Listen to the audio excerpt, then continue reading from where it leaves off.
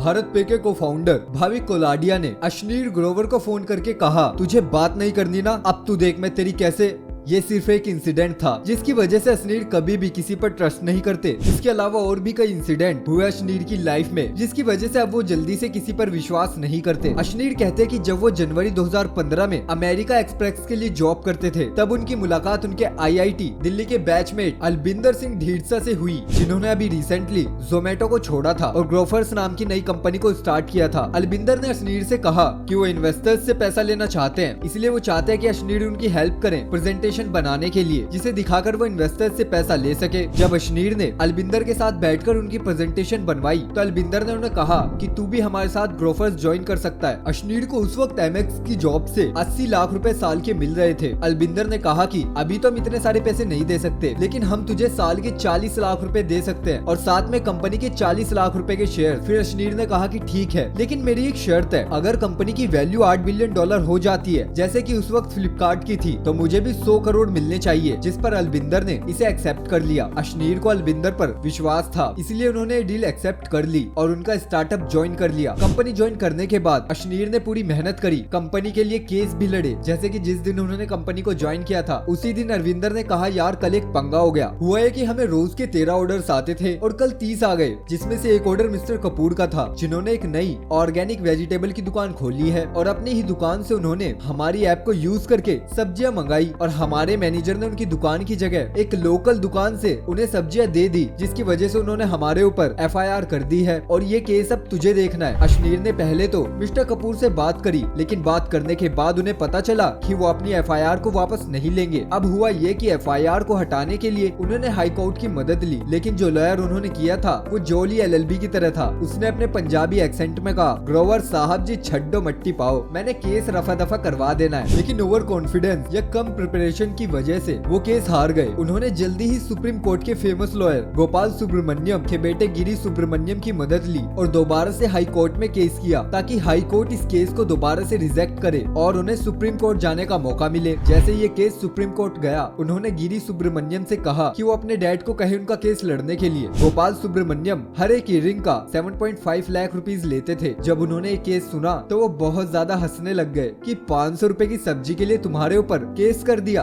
इस केस के जज जगदीश सिंह खेहर थे, जो कि बाद में इंडिया के 44th चीफ जस्टिस बने। गोपाल सुब्रमण्यम ने अश्नीर को बताया कि ये जज बहुत ही स्ट्रिक्ट है और काफी ज्यादा चांसेस है कि तुम ये केस हार जाओगे। इसका मतलब ये है कि ग्रोफर्स बिजनेस स्टार्ट होने से पहले ही खत्म हो जाएगा और किसी एक फाउंडर को जेल भी जाना पड़ सकता है। उस दिन जितने भी केस जज के पास आ रहे थे वो आते ही फाइल को नीचे फेंक रहे थे। इसका मतलब था कि केस रिजेक्ट है। जब अश्नीर के केस की बारी आई तो सुब्रमण्यम ने स्टार्ट कुछ इस तरीके से किया, सर ये मेरी लाइफ का सबसे इंटरेस्टिंग केस है। इमेजिन करो कि आपको किसी ने आम दिया है, ये कहकर कि ये आम बहुत मीठा है, आपने आम खाया और वो आम मीठा नहीं था, तो इसका मतलब ये है कि कोई भी केस लेकर सुप्रीम कोर्ट आ जाएगा और हम इन छोटे छोटे केसों पर अपना टाइम वेस्ट करते रहेंगे। जब जज ये केस सुनने लग गए तो मिस्टर सुब्रमण्यम ने कहा कि अगर सच में ये केस ट्रू है तो वो 500 रुपए की सब्जी कहाँ पर है, और इस तरह से केस बंद कर दिया गया। इसके अलावा अश्नीर ने ग्रोफर्स कंपनी की वैल्यूएशन को ऑलमोस्ट 10 गुना करने में मदद करी। लेकिन एक दिन अश्नीर की वाइफ ने उनको कहा कि अलबिंदर का दिल साफ तो है ना, क्योंकि ये लोग अपने कुछ शेयर्स बेच रहे हैं और एक फॉर्च्यूनर ले रहे हैं और तुम्हारे शेयर्स लॉक्ड है। इवन इस कंपनी के अंदर नए लोग जो तुमसे जूनियर पोस्ट में ज्वाइन कर रहे हैं उनकी स्टार्टिंग सैलरी ही 1 करोड़ रुपए है, तुम्हारी सैलरी से 2.5 गुना ज्यादा। अश्नीर को ये बात रियलाइज हुई और उन्होंने अरविंदर से इस बारे में बात की। इस पर अरविंदर ने कहा कि हाँ यार ये बात मेरे माइंड से स्किप हो गई थी, तुम अपनी सैलरी को रिवाइज कर लो। अब अश्नीर ही CFO थे तो उन्होंने अपनी सैलरी उस वक्त 75 लाख रुपए रख ली, जबकि वो उसको 80 लाख रुपए तक ले जा सकते थे, क्योंकि अश्नीर को लगा कि कंपनी को इन पैसों की जरूरत होगी। ग्रोफर्स के एक और फाउंडर थे सौरभ, जो कि कुछ लोगों को हायर कर रहे थे जो अपने काम में ज्यादा अच्छे नहीं थे। जब अश्नीर ने इन चीजों को पॉइंट करना स्टार्ट किया तो बात यहाँ तक आ गई कि उन्हें इस कंपनी को छोड़ने के लिए कहा गया। इसके लिए अरविंदर ने अश्नीर को गुड़गांव में ओबरॉय होटल में बुलाया। जब अश्नीर ने कहा कि अभी कंपनी की वैल्यूएशन 8 बिलियन तो नहीं हुई है जैसा हमने सोचा था,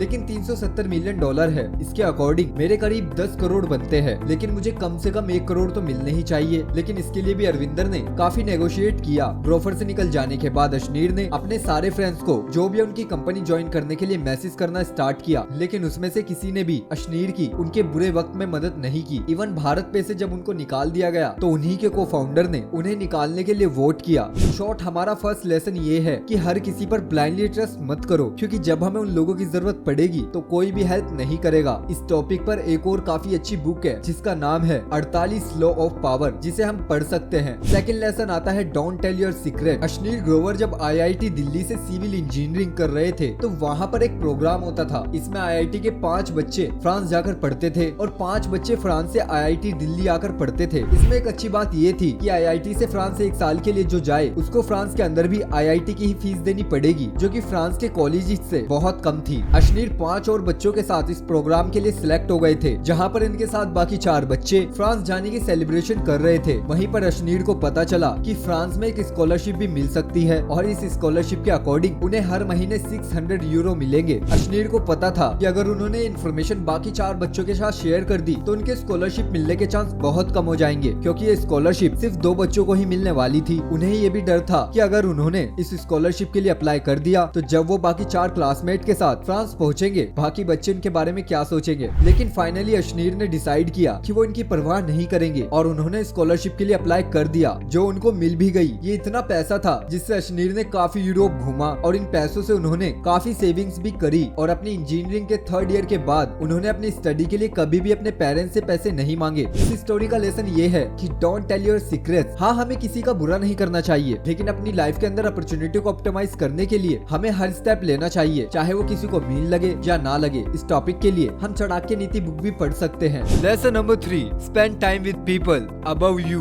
दोस्तों, अश्नीर ग्रोवर के मामा जी कनाडा में रहते हैं, इसलिए दोस्तों बचपन में अश्नीर अपनी मदर और सिस्टर के साथ उनको मिलने के लिए कनाडा चले गए। दोस्तों, कनाडा के साथ वो US और यूरोप भी गए। अश्नीर कहते हैं कि पहले वो दिल्ली को ही अच्छा समझते थे, लेकिन दोस्तों कनाडा के अंदर जो उन्होंने लोगों का लाइफस्टाइल देखा और उनके काम करने के तरीके को देखा, तब उसको देखकर उनके एम्बिशंस बढ़ गए और वो ये सोचने लगे कि उनको भी लाइफ के अंदर कुछ बड़ा करना है। इवन दोस्तों, जब IIT दिल्ली से उनको फ्रांस जाने का मौका मिला तो उन्होंने देखा कि फ्रेंच स्टूडेंट बहुत ही ज्यादा ऑर्गेनाइज थे। वो अपने साथ पेंसिल बॉक्स रखते थे और साथ में डिफरेंट कलर्स के पेन, जो प्रोफेसर कह रहे हैं वो उन चीजों को रेड कलर से लिखते थे, जो प्रोफेसर बोर्ड पर पढ़ा रहा है उसको वो अपनी कॉपी में ग्रीन कलर से लिखते, और जो खुद उनके माइंड के अंदर थॉट्स आ रहे हैं उसको वो ब्लू पेन से लिखते। इवन दोस्तों, वहाँ पर उन्होंने देखा कि जैसे इंडिया में हम सिर्फ टॉपर्स स्टूडेंट को सेलिब्रेट करते हैं, लेकिन दोस्तों फ्रांस के कॉलेजेस में अपने बैच के लास्ट पोजीशन वाले स्टूडेंट्स के लिए भी खुश होते हैं कि हमने बिलो एवरेज बच्चे को भी कॉन्सेप्ट समझा दिया। इन शॉर्ट दोस्तों, इस पॉइंट का लेसन ये है कि सिर्फ अपने लेवल के लोगों के साथ मत रहो, बल्कि दोस्तों अपने से जो लोग आगे हैं उनके साथ रहो, ताकि उन लोगों के काम करने के तरीके से हम भी सीख सके और अपने एम्बिशंस को हम बढ़ा सके कि हमको भी लाइफ के अंदर कुछ बड़ा करना है। इसके लिए दोस्तों 2 बुक्स हम पढ़ सकते हैं, अवेकन द जायंट विदिन और unlimited power. Lesson number 4, always try to give preference to your family. दोस्तों, अश्नीर ने हमेशा अपनी फैमिली को साथ रखा और एग्जाम्पल ग्रोफर्स के टाइम पर अश्नीर ने अपनी वाइफ माधुरी की हेल्प ली ग्रोफर्स का 50,000 स्क्वायर फीट का ऑफिस बनवाने के लिए, जिसके लिए उन्होंने सिर्फ 1.5 करोड़ रुपए खर्च किए। बल्कि दोस्तों बाकी ऑर्गेनाइजेशंस इसी स्पेस के अंदर ऑफिस बनाने के लिए 12-12 करोड़ रुपए खर्च रही थी। दोस्तों, भारत पे के टाइम में भी शुरू से ही माधुरी HR और बाकी टीम बनाने में भारत पे की हेल्प कर रही थी। दोस्तों, अश्नीर कहते हैं कि अगर हम ज्यादातर प्रॉफिटेबल बिजनेसेस को इंडिया के अंदर देखें तो फैमिली रन बिजनेसेस हैं, जैसे कि मैक्सिमम गुजराती बिजनेस हैं या फिर इवन जिरोधा एक्सेट्रा, जहाँ पर हस्बैंड वाइफ या फिर 2 भाई साथ में बिजनेसेस कर रहे होते हैं। दोस्तों, बेशक हम लोग अपने बिजनेस को बनाने के लिए US से पैसे ले सकते हैं, लेकिन दोस्तों हमें बिजनेस इंडियन स्टाइल में ही करना चाहिए। और दोस्तों, अगर हमारे फैमिली मेंबर्स कैपेबल हैं तो उन्हें हाईएस्ट पोस्ट में भी हमें अपॉइंट कर लेना चाहिए, जैसे कि इवन बोर्ड ऑफ डायरेक्टर्स, क्योंकि दोस्तों मुश्किल टाइम में हमारे 20 साल पुराने दोस्त भी काम नहीं आएंगे, लेकिन फैमिली वाले कम पैसों में भी हमारे लिए काम करेंगे और इवन बुरे वक्त में भी हमारा साथ नहीं छोड़ेंगे। Lesson number 5, job will not make you rich. दोस्तों, अश्नीर ने 9 सालों तक नौकरी करी, पहले कोटक में, फिर MH में और उसके बाद में PC ज्वेलर्स में। और दोस्तों इवन अशनीर की मदर गवर्नमेंट टीचर हैं और उनके डैड सीए की फर्म रन करते हैं और दोस्तों उनके घर वाले भी ये चाहते थे कि वो भी एक स्टेबल जॉब ही करें। लेकिन दोस्तों अशनीर कहते हैं कि मेरे एक्सपीरियंसेस से जॉब से बस हम इन्फ्लेशन को बीट कर सकते हैं और अपनी बेसिक जरूरतों को ही पूरी कर सकते हैं, लेकिन दोस्तों बिजनेस ही हमें एक बेटर लाइफ स्टाइल प्रोवाइड कर सकता है जो हमने ड्रीम किया है। दोस्तों रेगुलर इनकम वालों की मेंटालिटी होती है कि उनको हर महीने सैलरी आती रहे, लेकिन दोस्तों अगर हमें बिजनेस करना है तो हमें ये समझना होगा कि बिजनेस के अंदर ऐसा हो सकता है कि हर महीने हमें पैसे ना मिले और शायद साल में एक ही बार हमें अच्छा खासा अमाउंट मिल जाए। जो सैलरी से हमें साल के सारे पेचेक्स मिल रहे हैं, अगर हम उनको कंबाइन भी कर दे तब भी हम वो अमाउंट अचीव नहीं कर सकते। जैसे कि दोस्तों अशनीर की मेन वेल्थ बिजनेस के अंदर ही बनी, जिसमें वो भारत पे को 8.43% ऑन करते हैं, जिसकी वैल्यू 1920 करोड़ है, जो वो सैलरी के थ्रू कभी भी कमा नहीं सकते थे। दोस्तों इस कॉन्सेप्ट को और डिटेल में समझने के लिए हम रिच डैड पुअर डैड या फिर साइकोलॉजी ऑफ मनी पढ़ सकते हैं।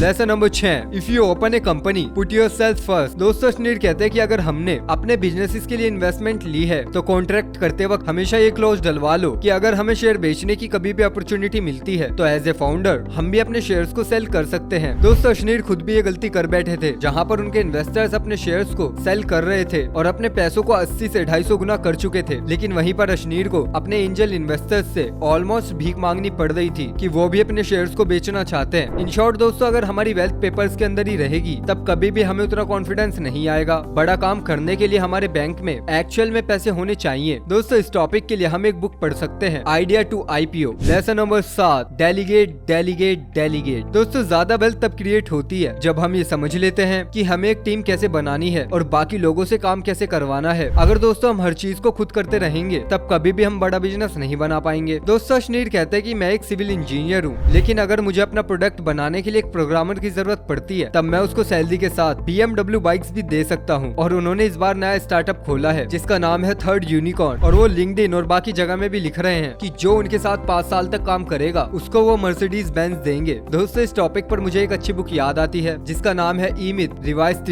And high output management. तो दोस्तों ये थी हमारी आज की वीडियो। आई होप आपको इन्फॉर्मेशन पसंद आई होगी, और अगर आपको इन्फॉर्मेशन पसंद आई तो प्लीज यार चैनल को सब्सक्राइब कर दो, वीडियो को लाइक कर दो। मिलते हैं बहुत जल्द आपसे अगली वीडियो में, तब तक के लिए बाय बाय, अपना ख्याल रखिएगा।